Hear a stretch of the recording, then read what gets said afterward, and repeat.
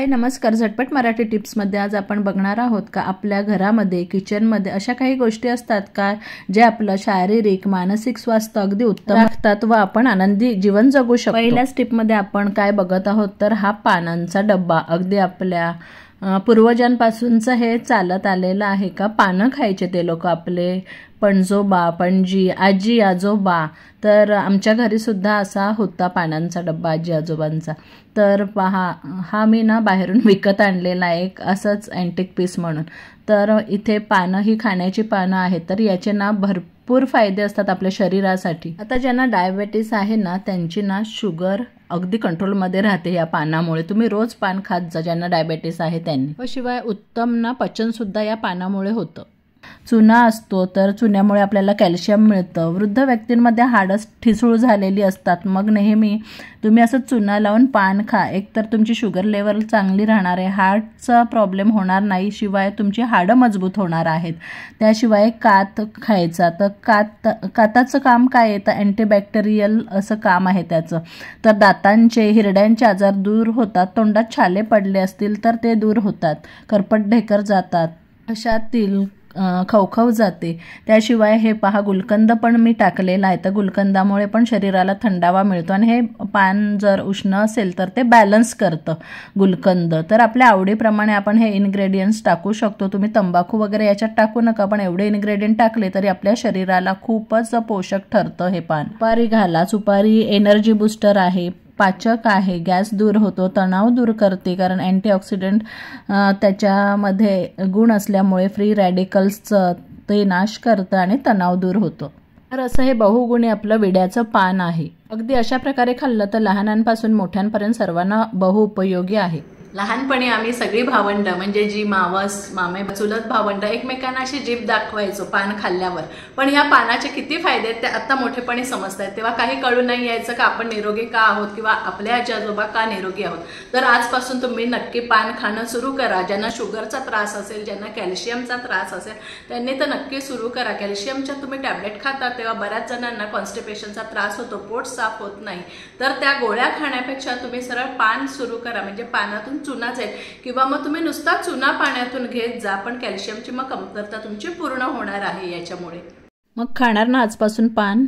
आपलं बाळणपण झालं किंवा 40शी उलटली ना का हे समोरचे भांगाकडचे केस आहेत ना तिकडे विरळपणा येतो, चाई पडल्यासारखं होतं. माझेसुद्धा काही महिन्यांपूर्वी म्हणजे गेल्या वर्षी खूप विरळ झालेले. आता पहा भरपूर तिथे केस आलेले आहेत. तर त्याच्यासाठी ना मी कलोंजी ऑइलचा उपयोग सुरू केला. तर साधारण वर्ष झालं. तुम्ही माझ्या आधीच्या व्हिडिओमध्ये पण पाहिलं असेल का मी कलोंजी ऑइल लावायची. तर तुम्ही खोबरेल तेलात मिसळून लावा किंवा नुसतं लावा. माझे अगदी केस ना आता दाट झालेले. तर हे ना नेचर शुअरचं मी कलोंजी ऑइल नेहमी वापरते. तर या कलोंजी ऑइलमुळे ना केसांना दाटपणा येतो, व्हॉल्यूम चांगला होतो केसांचा. मध्ये मध्ये माझे केस खूप पातळ झालेले. केसांचा व्हॉल्यूम वाढून ना केस अगदी मऊ पण झालेले आहेत, दाटपणा आलेला आहे.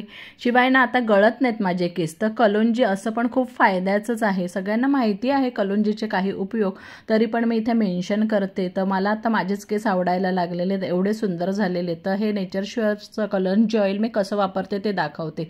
तुम्ही ना जेव्हा तुम्हाला जास्त विरळ केस झाले असतील तर तुम्ही डायरेक्ट लावा. जेव्हा माझे खूप विरळ होते तेव्हा मी असं डायरेक्ट लावायची. ज्या भागात विरळपणा जास्त आहे तिकडे तुम्ही डायरेक्ट लावा. नाही तर मग तुम्ही खोबरेल तेलात मिसळून लावलं किंवा तिळाच्या तेलात मिसळून लावा तरी चांगलं पडेल. तर अशा प्रकारे लावून ना मॉलिश करायचं रात्रीचं आणि मग सकाळी तुम्ही धुवू शकता किंवा एक दिवस तुम्ही ठेवा आणि छान रात्रीचं मॉलिश करून असं कंगवा फिरवला ना का ब्लड सर्क्युलेशन पण छान राहतं. तर आता पहा मी सगळीकडचं तुम्हाला दाखवते आहे. कुठे कुठे विरळ झालेले होते तर तिकडे आता दाटपणा आलेला आहे.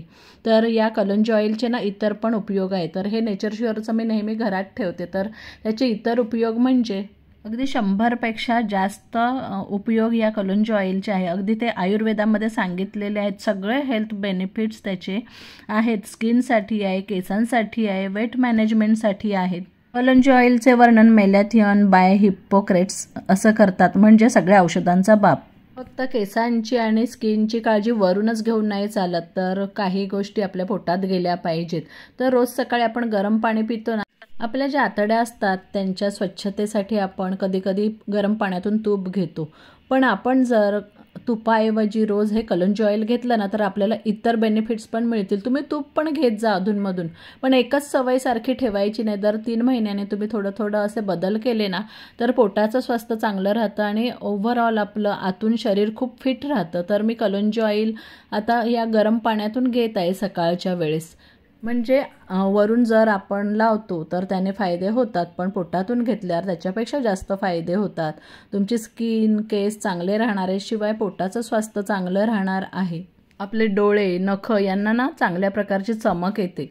शरीराला जो कोरडेपणा आलेला असतो ना वाढत्या वयात तो दूर होतो. तर रोज आपण जर कलंजी ऑइल पाण्यातून घेतलं तर खूप फायदा होऊ शकतो. तर ह्या गोष्टी आपण आपल्या घरात ठेवल्या आणि आपले असे घरगुती उपाय आपण केले तर आपलं मनस्वास्थ्य, शरीर स्वास्थ्य अगदी चांगलं उत्तमरित्या राहते. व्हिडिओ आवडला तर लाईक, शेअर, कमेंट करा, चॅनल सबस्क्राईब करा.